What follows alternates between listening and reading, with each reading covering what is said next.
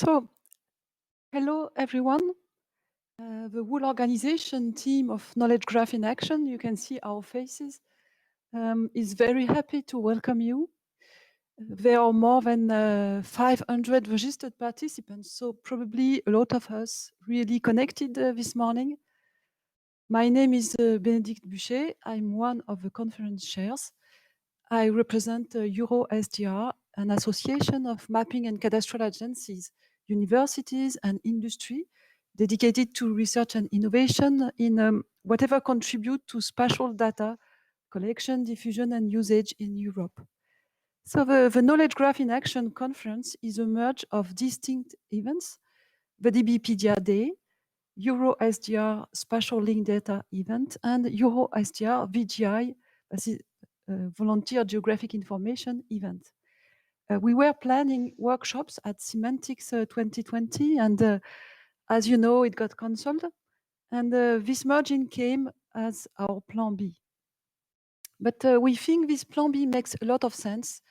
We are all interested in linked data. We are all interested in applied research.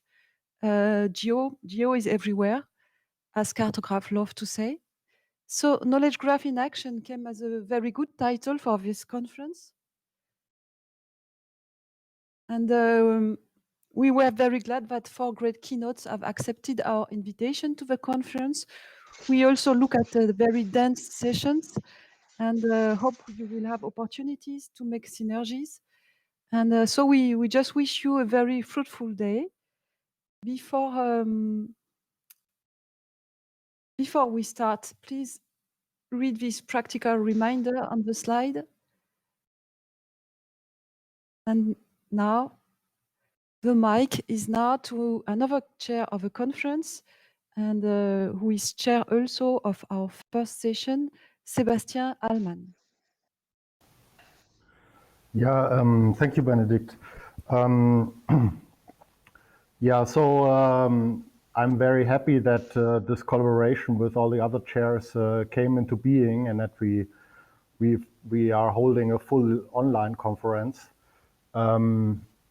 Semantics was a very large and professional conference, and there, because of Corona, there was this decision whether to hold it online or not, and then but it is very hard to port a whole large conference into an online format ad hoc. And that is why we kind of like took the lead to do this event. Topically, it fits very well together, especially with Erwin, who was leading the or part of the pilot linked data Netherlands effort. So there were joint DBpedia and PLDN meetings before. Yeah, so it's a long-standing collaboration in a sense. Yeah. It's also great. There's a large Dutch DBpedia chapter which is very active. I think linked data in the Netherlands is also kind of like very professional and active and has a good infrastructure. Yeah, so these are some good collaborations there between DBpedia and the Netherlands linked data community. And now we are broadening it also to the GeoSparkle or geolocation thing with this connection now to EuroSDR. It's a very a common community or joint community, let's say.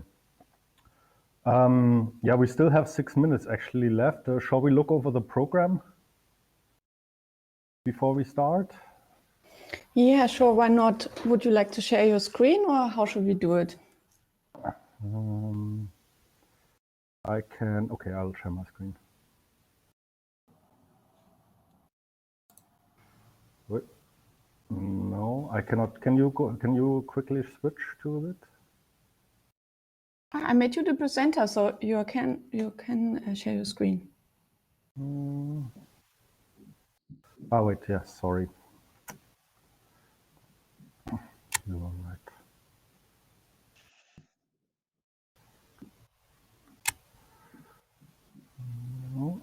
No, I cannot share it at the moment. I don't know why.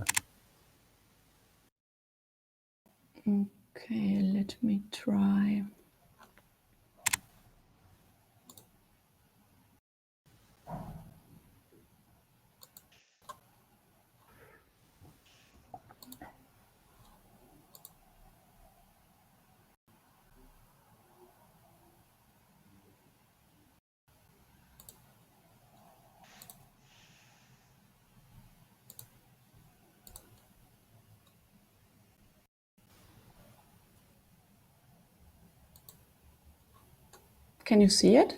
Yeah. Excellent. Yes, so can you make it a bit bigger? Or like, I can make my screen bigger as well. Okay, so I'll introduce the keynote soon. Yeah, after the keynote. Normally the day is, we have several keynotes, and between the keynotes we split into several sessions.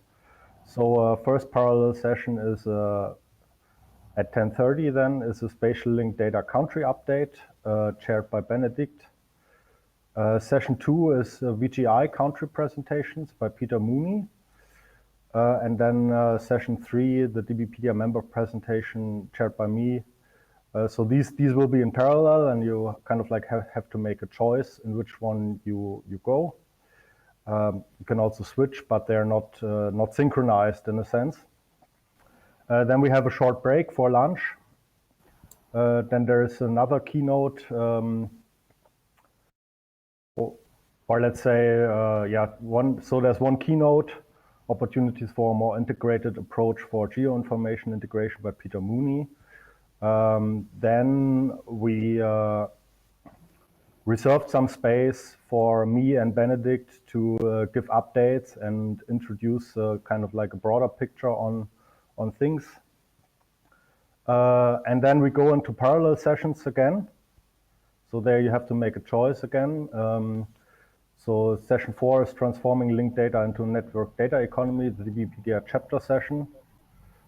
Then session 5 is Euro SDR VGI data wrangling. And then session 6 is spatial session with chaired by Erwin Vollmer. So there's a virtual coffee break before we start the last two keynotes, Spatial Knowledge in Action by Marinos Kavouras. And the other keynotes is Nowhere Graph by Christoph Janowitz, who will be joining us from California. And a short closing session. Okay, so let me introduce the next keynote speaker. So this is Carsten Hoyer-Klick. He will talk about data infrastructure for energy system models. He comes from the German Aerospace Center in Germany. So the German Aerospace Center, there's aerospace in the name, but it has a strong focus on the energy sector as well. And that is where his research was about. But without further ado, I think we can just start the keynote now. Carsten, are you here? Yes, I am, and I hope I'm ready to share my screen.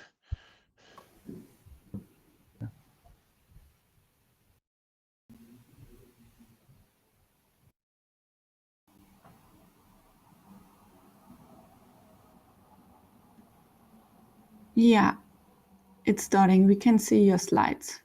Perfect. Just a second.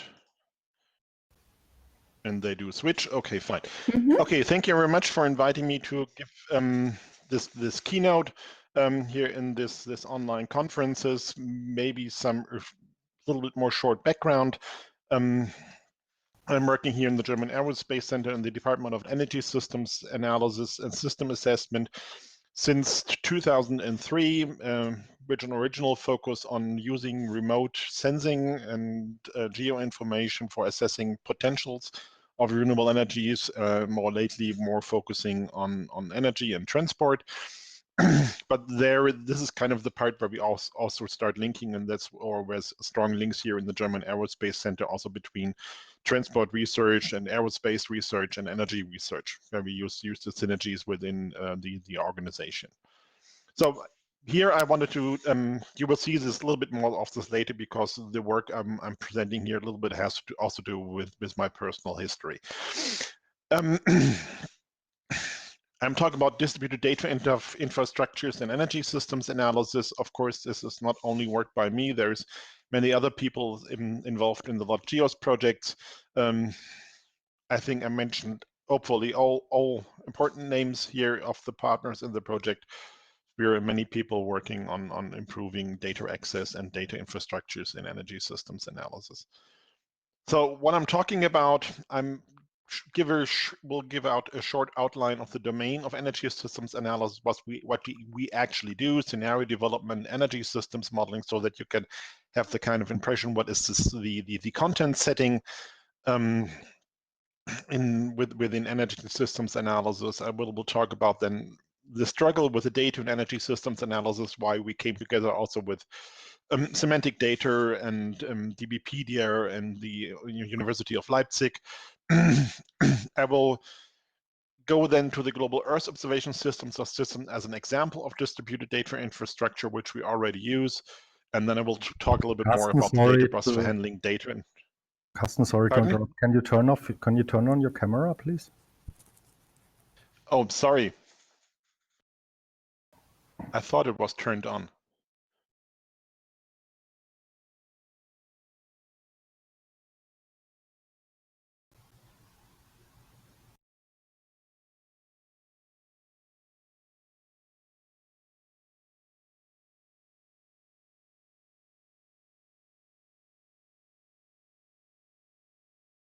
So now it's working. Yeah, now it's working. Thank you.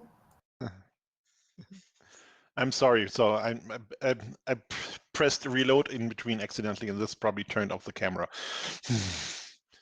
Okay, we will then talk about how we will use the data bus for handling of data, metadata, and energy systems analysis. Was one of the core things we do about this LogGeos project.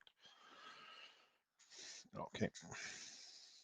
So what is an energy scenario? To give you some kind of a background on what we do, on the top right you see a rather small image of an energy scenario. So this gives you an indication of this example CO2 emissions from different sectors.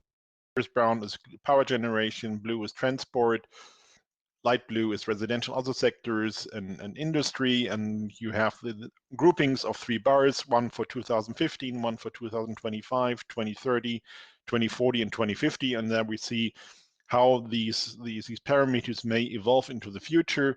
And you see the 3 bars are different scenarios. So one is the reference, which is a business as usual scenarios, we more or less continue as it is.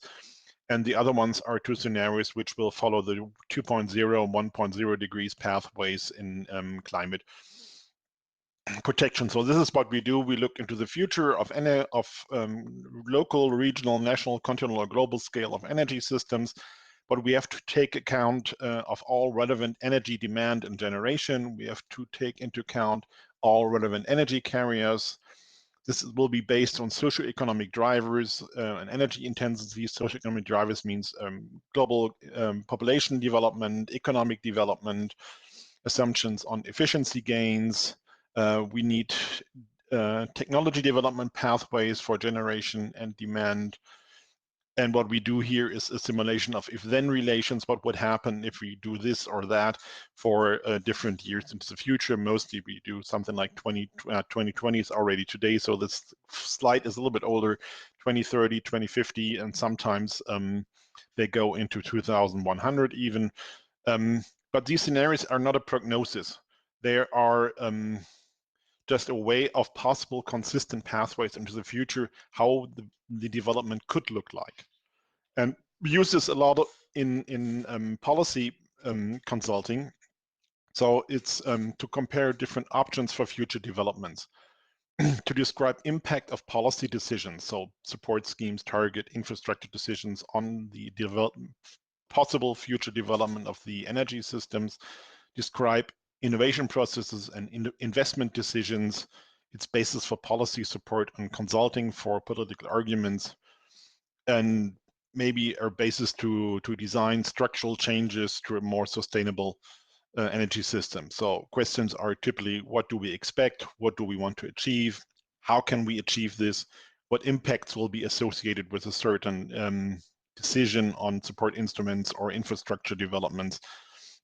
So what will be the consequences of a certain decision for the development of the energy system into the future? And there's basically 2 ways of developing scenarios. So either one is the forecasting method. So we take the energy system of today and model how it will evolve into the future, how it will be influenced by certain interventions, like taxes or support schemes. This is the forecasting method, or the other way is the backcasting method. We look at the targets like climate neutrality in 2050 or a carbon-free energy system in 2050, and then we look what do we need to do or what actions need to take place to be able to reach this target. So we go from the back to the front and see what are necessary developments to reach this target we want to have. These are normative scenarios or backcasting scenarios. So this is what we usually do in our department. So, but these scenarios need also information on market potentials or potentials of renewable energies, what is possible to build, plausible market developments on strategies. We usually calibrate the models for the current status with energy balances, which are published by the states or the International Energy Agency. And then usually it contains a review process. Sometimes we do some validation or dynamic modeling. I will come to this into the future. And then we also maybe analyze economic effects like deployment developments or something which come from these scenarios. So what does it usually look like? So we start with driving factors like population, household space, traffic demand, gross domestic product, value creation, employment. For these, you need some energy, final energy. So there's energy intensity efficiencies, which give you information how much process heat, electricity, space heating you will need, how much fuel for transport, how much fuel for goods transport. Then you can calculate CO2 emissions, energy costs, and then you have some more information about technologies, fuels, costs, and then you can see what do I need to generate this process heat, electricity, so how much fuel I need, how much energy technologies do I need, how much PV, how much wind do I need to install to be able to provide these energy demands, how much do I need to export, what happens in the network. What you in the end see, energy systems model are data-driven to a very large extent. And the data input is very heterogeneous, and it comes from a large variety of different sources. And data transparency is getting increased attention in the public debate, and should be on the public debate, which should be based on the results of these scenarios. So there we go back to data graphs or to data information and to do the topic of this conference, because all our work here more or less relies on different data sources and the data we process here. One further step, these scenarios are usually give you annual information on the energy balances, but as we're looking into energy systems with high sources of fluctuating renewable energy sources, we need also high resolution modeling to be able to capture the properties of renewable energy sources, which vary with the weather. So we have a tool called Remix we use for high resolution simulation. So we have input on the renewable energy sources, on wind time series, PV's time series, water power time series. We have electricity demand, we have heat demand, we have technology diffusion, which technology is installed where and how it evolves.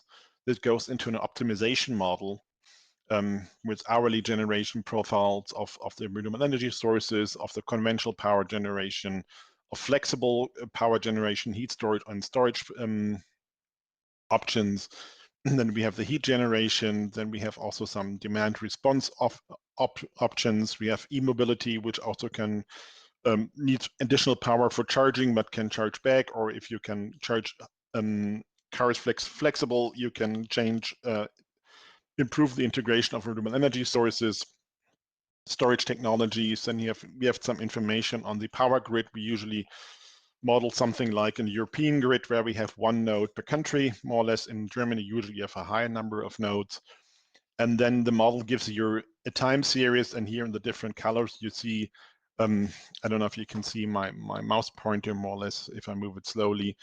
There's one curve, which is the power demand here. This is more or less a couple of days from left to right. And you can see in different colors which sources are here to serve the load. And if it's something here below the zero line, it goes into storage. In the end, so we need also a lot of time series data for meteorology, power demand, power exchange, from the power exchanges, which we need into our model. So it's a lot of data, and it's also high resolution, high spatial resolution, high temporal resolution data we need in our models. So, and this is always the struggle with the data. So data availability and quality really is determining the results of energy systems analysis.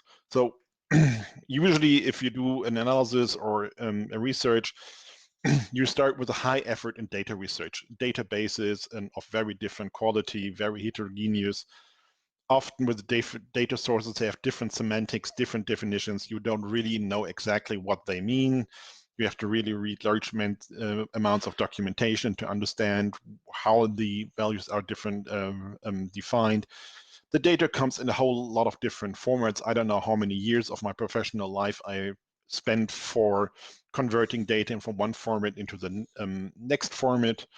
They often have unknown or unsuitable licenses of the data, and update of data often is difficult if you go for the standard scientific processing or publishing process. There's often a large time lag between some data has been researched and gathered on technology development or something until it's finally published. So until you have the journal publication on this data, the data is already outdated.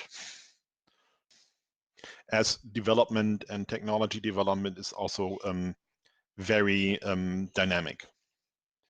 So had a similar experience in earlier times. We had an EU project called MESOR, Management and Exploitation of Solar Resource Knowledge.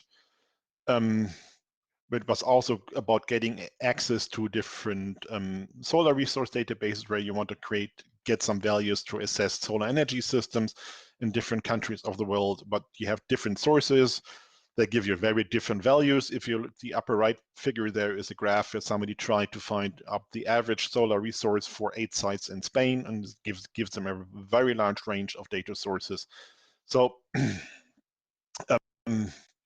problems repeat kind of more or less. So things come up and we have similar problems. In Earth observation in general, at the turn of the century, we had similar problems. So there were many providers of Earth observation data. Every provider had its own access mechanism. So you had to find out how I can download, how I can access the data. Data were hard to find and access. So the solution at that point was that they found the GEO and the group on Earth observation as a G8 initiative in 2005. And from this, they developed the Global Earth Observation Systems of Systems.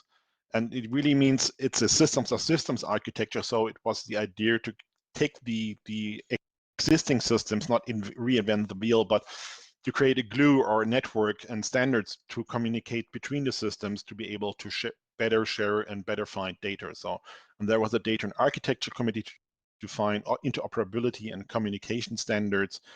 And what helped here, as it's mostly geodata, to use the standards of the Open Geospatial Consortium for Geographical Data and Web Services to have a kind of internet standard protocols to access the data. So one of the main principles is the decentralization of the provision of data. So every provider stays responsible of maintenance of its data, and everybody provider keeps the rights of his data. So you don't have to transfer your data to a central instance for sharing, but everybody can share his own data.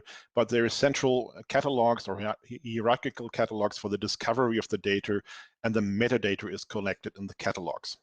There is some standardized description of interfaces like the WSDL, Web Service Description Language, and the Open Geospatial Consortium interfaces as a standard for accessing geodata. So how does it work? So how does it work? You have the data catalog. You can search data in the data catalog from different providers in different formats.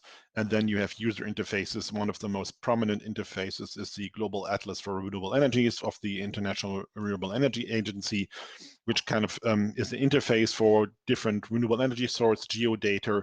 But in the background, it uses all the infrastructure of the GEOS information system. And all the communication is done by standard internet protocols.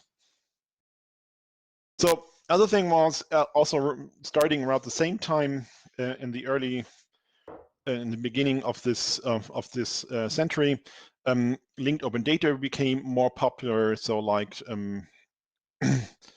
and the DBpedia development. So many people started sharing data and semantic data on the web in the linked open data format.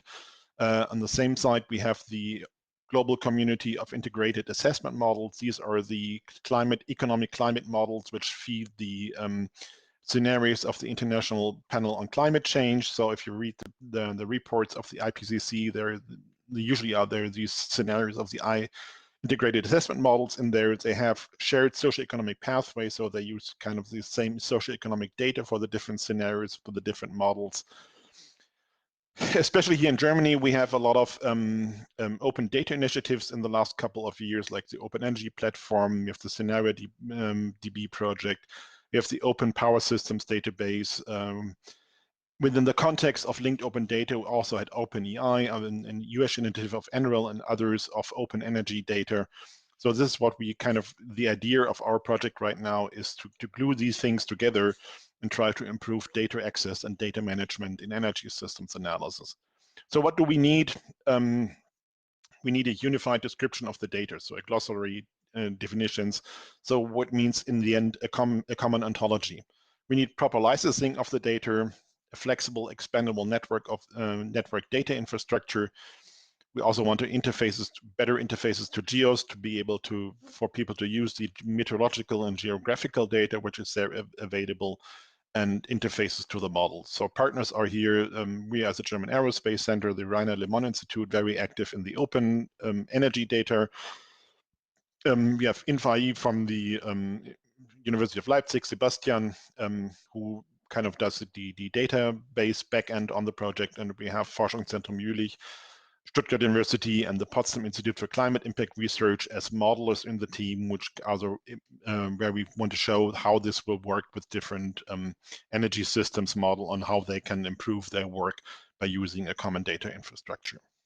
One important thing is the open energy ontology.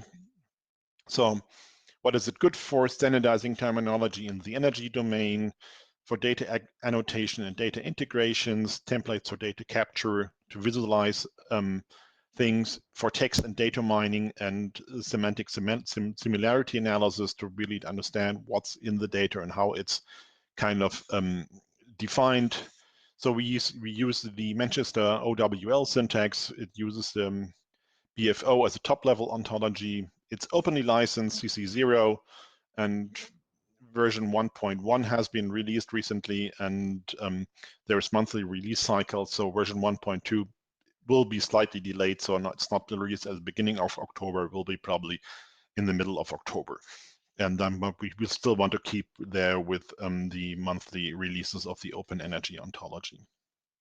How does it work working with the data bus? So if we start from the right here, in this case, we have some input data which needs to be cleaned and updated, and then you have this, maybe there has been already some metadata, you can query it from the data bus, but if you have a new data set, then you clean it, you publish it, and you update or create the metadata on the data bus and some basic provenance information, and publishes data on the data bus so everybody can find the data on the data and the metadata, and then maybe it's published and somebody else uses this data, processes it through Model E and gets some results, and he then can again republish the data, the results in the and also update the metadata on the data bus.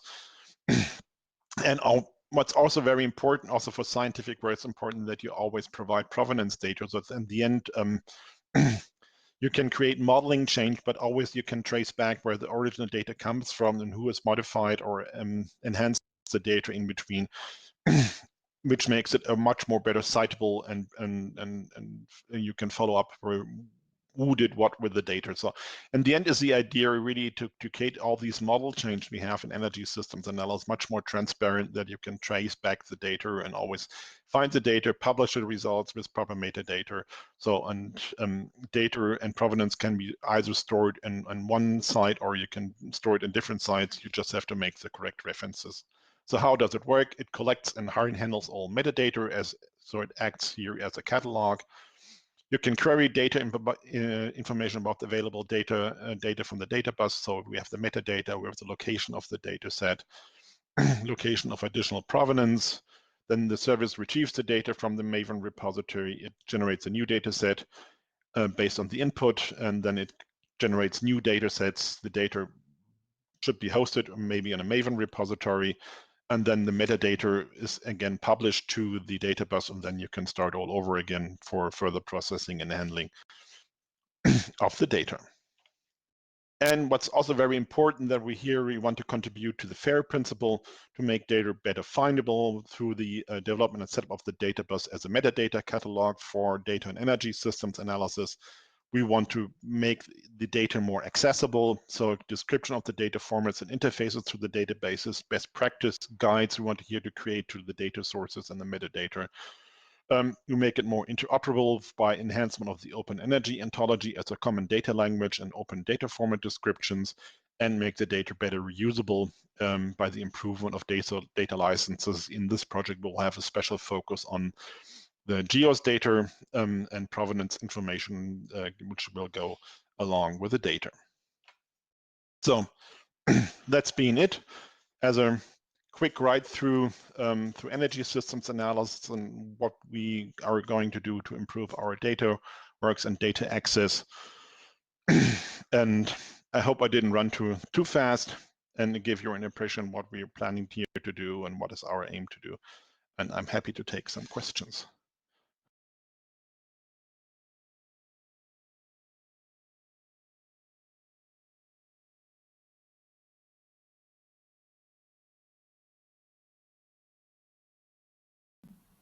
Yeah, thank you very much. I think Sebastian's computer kicked him out. So let's go through the chat, and I saw a lot of questions from Benedicte. How do you find the scope of validation of model in time and space, she asked.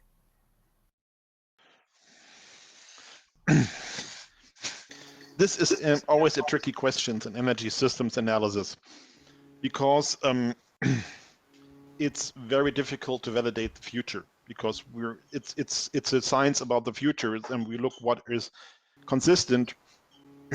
What we try to do is to kind of make submodels plausible, that we see that we can more or less model developments from the history, or that submodels create plausible results. But a real validation, like is a classic experiment theory experiment, you cannot do, because on the one part it's partly the social science, so you cannot really do experiments and validation with societies. And it's a science about the future, so we can try to make it plausible. And at least if we go back into history in our past work, we saw that some of the projections we did were met pretty well by our past work. So some of the things we said about 10 years ago about today are we kind of hit them relatively good. Okay, I saw another question from Franz Knippe. He's asking, what is the area of interest? Is it only Germany, the EU or world of Europe? Depends on the research question. So kind of our standard usually is European energy systems, to more or less look at the interconnected energy systems we have in Europe.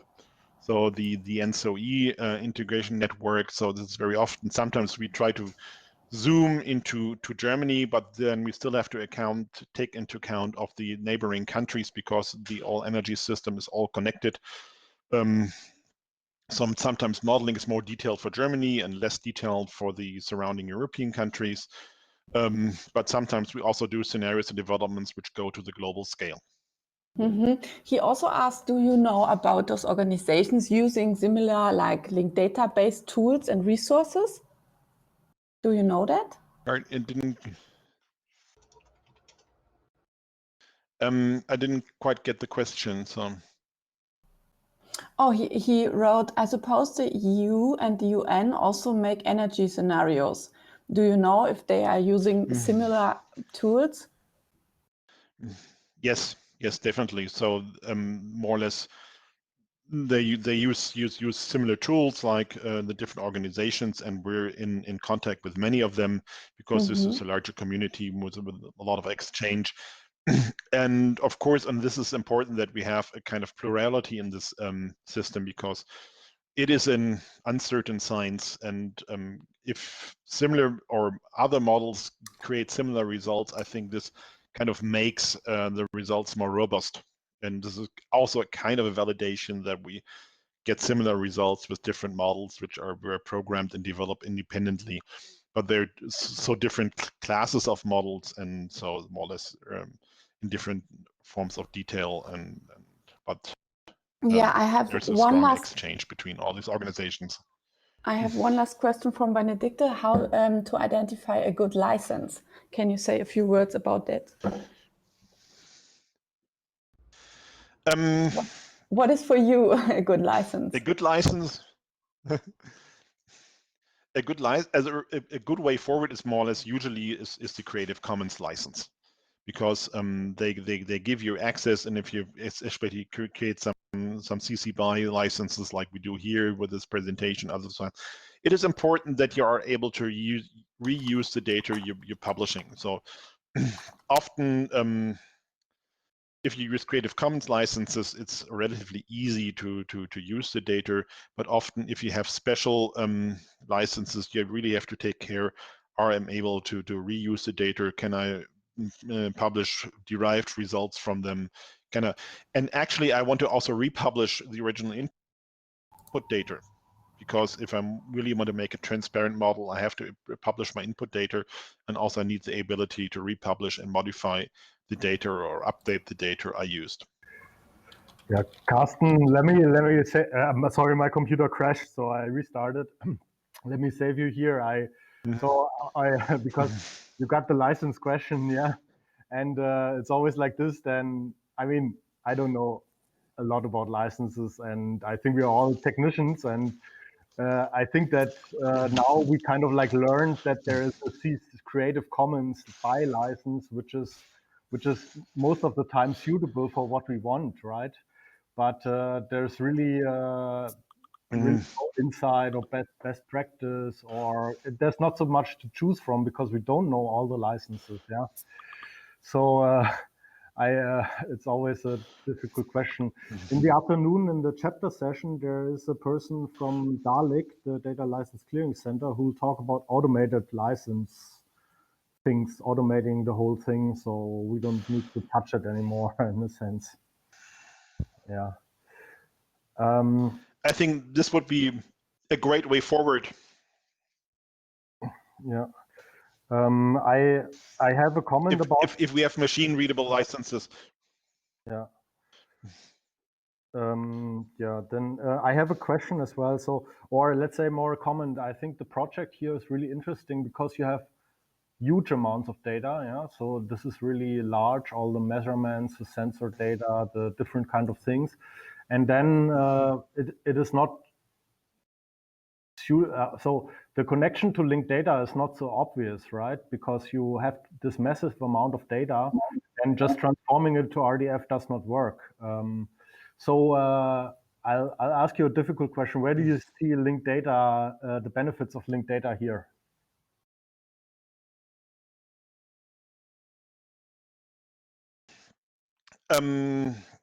It depends on the input data. So if we look like the time series data and methodological data, this is not maybe the key topic for linked data. Where we started to use linked data is in the terms of socioeconomic data, so like country data, socioeconomic development pathways, public population development, economic development, technology data, so about efficiencies, costs, and similar things. And there's also very important because there's often a wide range of how to interpret different values.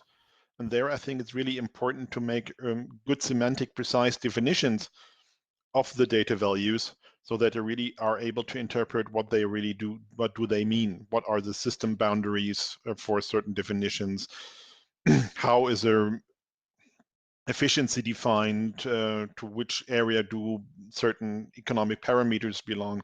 So this is, I think, where where we already started in this early project with OpenAI and Regal and everything, was more the country and socioeconomic data as linked open data, and also to make it traceable where it comes from. Okay, thank you. I think we will record all the questions in the chat, and yeah, let's switch to Slack if somebody still has a question. yeah. So maybe you could look through them, Carsten, and answer them as well if there's anything open.